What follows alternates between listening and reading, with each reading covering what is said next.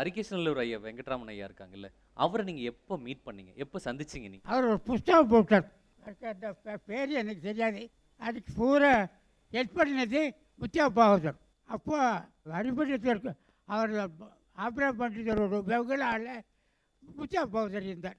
அவரோட தம்பி பிள்ளை அரியர் பாகவதரோட பிள்ளை வைத்தியலிங்கம்னு அவர் நானும் ஸ்நேகம். நாங்கள் 2 பேரும் முத்தியா பாகவதர் அத்தர் தான் இருந்தோம். ரெண்டாவது ஏதோ எங்கடா போனார் இப்படின்னு கேட்டார். எல்லாம் திருநெல்வேலி பாஷை எங்கடா போனார் கச்சேரி போனேன் தாத்தா.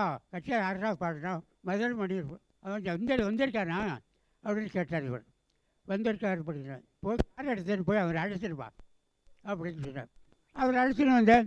இவர் 2 பேரும் அழுதுட்டு இருந்தார். முத்தியா பாகவதர் அழுதார், மதுரை மணியில் அழறார். நான் கேட்டேன் தாத்தா இதுக்கு அழற அப்படின்னு. என் கிச்சன்டா அவரை பார்த்து வரகலான்னு பார்த்தேன் அப்படின்னு சொல்கிறேன். மணி இன்றைக்கி கச்சேரி போடுறேன் இந்த பாடு அப்படின்னு சொல்கிறேன். அப்போ டிடி செகண்டரி ஸ்டூடெண்ட் நான் மருந்தங்க வாச்சேன். அன்றைக்கி 100 கச்சேரி எதை வாசிக்க சொல்கிறேன். முதல் நாளைக்கு பகரார் மிஸ்ரா ஏற்பாட்டு சவுடாசார் ஸ்டூடெண்ட் வைத்தியராஜர் படத்தவங்க நான் கூட வாசித்தவன். எனக்கு வயசு 10 தான்.